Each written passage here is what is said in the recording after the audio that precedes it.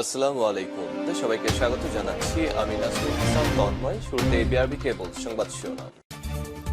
বাংলাদেশের সর্বশেষ গুরুত্বপূর্ণ আপডেট সংবাদে আপনাকে স্বাগত। শুরুতেই সংবাদ শিরোনাম, পরে বিস্তারিত। শুরুতেই জানিয়ে দিব, হাসিনার ভিসা বাতিল করল যুক্তরাষ্ট্র। আলহামদুলিল্লাহ, ফ্যাসিস্ট শেখ হাসিনা সরকারের ভিসা বাতিল করেছে মার্কিন যুক্তরাষ্ট্র। ভারতে পালানোর পর শেখ হাসিনা বিশ্বের বিভিন্ন দেশে ভিসার আবেদন করছেন। এরই ধারাবাহিকতায় শেখ হাসিনাকে বিশ্বের বেশিরভাগ দেশ প্রত্যাখ্যান করেছে। শেষ পর্যন্ত মার্কিন যুক্তরাষ্ট্র হাসিনার ভিসা বাতিল করেছে। এদিকে বিমানবন্দরে পালাতে গিয়ে আটক হলেন হাসান মাহমুদ। বিদেশে যাওয়ার চেষ্টা করেও সফল হলেন না তারা। শেষ পর্যন্ত সাবেক পররাষ্ট্রমন্ত্রী, আওয়ামী লীগের যুগ্ম সাধারণ সম্পাদক ডক্টর হাসান মাহমুদ বিদেশে পালাতে গিয়ে হযরত শাহজালাল আন্তর্জাতিক বিমানবন্দরে এইমাত্র আটক হয়েছেন।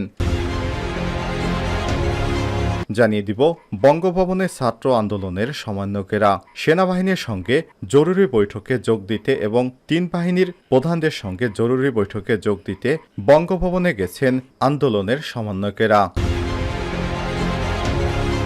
এবারে জানাবো, ঢাকায় থানা, ট্রাফিক এবং বিমানবন্দরের দায়িত্বে আনসার বাহিনী। পুলিশের অনুপস্থিতিতে তাদের দায়িত্ব পালনের স্থানগুলো নিরাপত্তা দায়িত্ব দেওয়া হয়েছে আনসার এবং গ্রাম প্রতিরক্ষা বাহিনীকে। মঙ্গলবার 6 আগস্ট আনসার সদর দপ্তর থেকে এসব তথ্য নিশ্চিত করা হয়েছে। জানিয়ে দিব, বাংলাদেশ সেনাবাহিনীর শীর্ষস্থানীয় পদে পরিবর্তন অব্যাহতি দেওয়া হয়েছে কয়েকজনকে। বাংলাদেশ সেনাবাহিনীর শীর্ষ পদে রদবদল করা হয়েছে। আজ মঙ্গলবার এক সংবাদ বিজ্ঞপ্তিতে সব তথ্য জানিয়েছে আন্তঃবাহিনী জনসংযোগ পরিদপ্তর ISPR।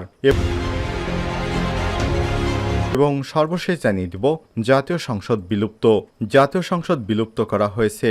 আজ বিকাল 3টায় রাষ্ট্রপতি মোহাম্মদ শাহাবুদ্দিন সংসদ বিলুপ্তির ঘোষণা দেন। আজ রাতের ভিতরই নতুন সরকার গঠিত হবে। প্রিয় দর্শক, এতক্ষণ শুনছিলেন সংবাদ শিরোনাম, এবারে বিস্তারিত। তবে তার আগে বন্ধুরা, কমেন্ট করে জানিয়ে দিন এই সংবাদ সম্পর্কে আপনার মূল্যবান মতামত। কমেন্ট করে জানিয়ে দিন আপনার এলাকার সর্বশেষ পরিস্থিতি। আর আপনি বিশ্বের কোন দেশ থেকে আমাদের সংবাদটি দেখছেন তা আমাদের জানিয়ে দিন। আর এই চ্যানেলে আপনি নতুন হয়ে থাকলে সংবাদটি দেখতে দেখতে চ্যানেলটি সাবস্ক্রাইব করে রাখুন।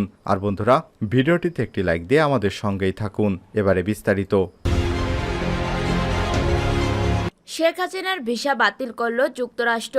বৈষম্য বিরোধী ছাত্র আন্দোলন ঘিরে বাংলাদেশের পদত্যাগ করা শেখ হাসিনা ভিসা বাতিল করছে যুক্তরাষ্ট্র।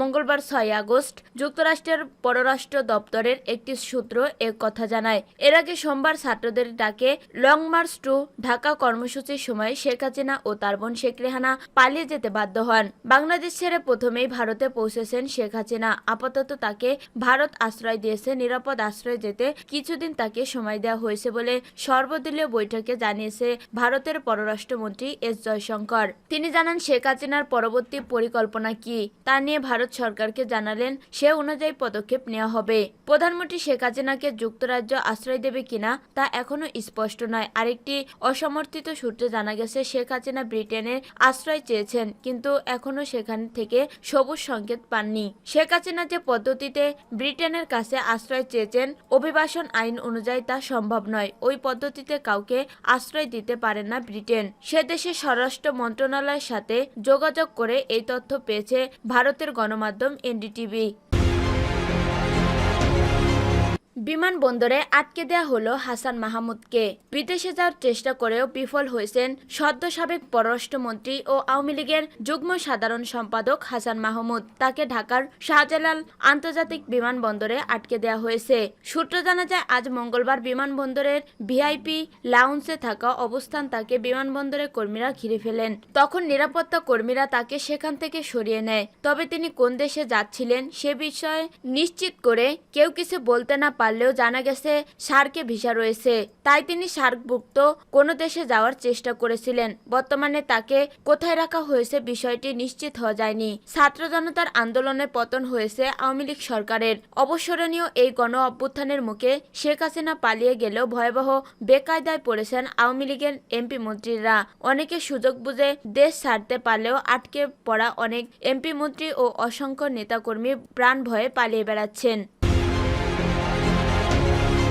বঙ্গভবনে ছাত্র আন্দোলনের সমন্বয়করা সরকারি চাকরিতে কোটা পদ্ধতি সংস্কার আন্দোলনের নেতৃত্ব দানকারী প্ল্যাটফর্মের সমন্বয়করা বঙ্গভবনে প্রবেশ করেছেন। ধারণা করা হচ্ছে নতুন সরকারের রূপরেখা প্রস্তাব দিতেই তাদের প্রতিনিধি দল সেখানে প্রবেশ করেন। মঙ্গলবার 6 আগস্ট সন্ধ্যা 6টা 60 সেনাবাহিনীর একটি মাইক্রো বাসে তারা বঙ্গভবনে প্রবেশ করেন। এ সময় গাড়ির ভিতরে জাহাঙ্গীরনগর বিশ্ববিদ্যালয়ের সমন্বয়ক আরিফ সোহেলকে দেখা যায়। একাধিক সমন্বয়কের নিয়ে গাড়িতে প্রবেশ করে, তবে গাড়িতে ঠিক কতজন শিক্ষার্থী ছিল তা নিশ্চিত হওয়া যায়নি।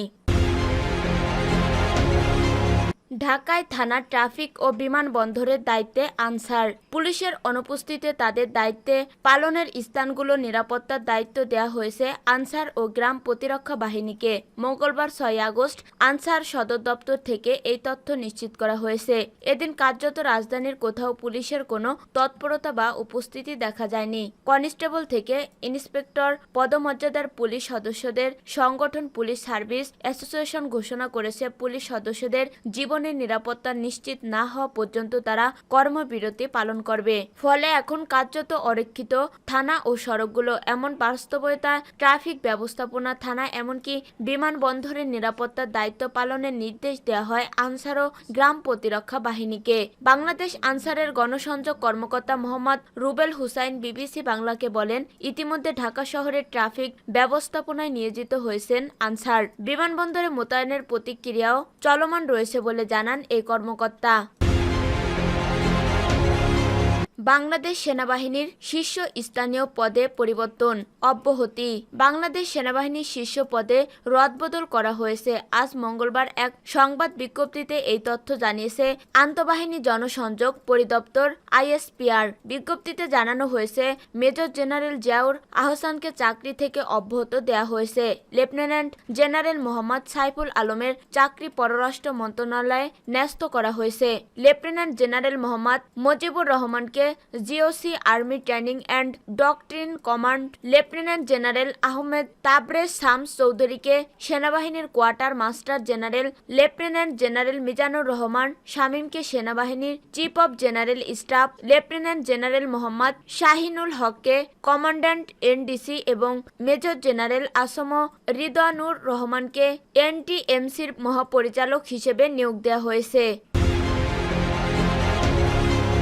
জাতীয় সংসদ বিলুপ্ত। জাতীয় সংসদ বিলুপ্ত করা হয়েছে। আজ মঙ্গলবার বিকেল 3টার দিকে রাষ্ট্রপতি মোহাম্মদ শাহাবুদ্দিন সংসদ বিলুপ্ত ঘোষণা করেন।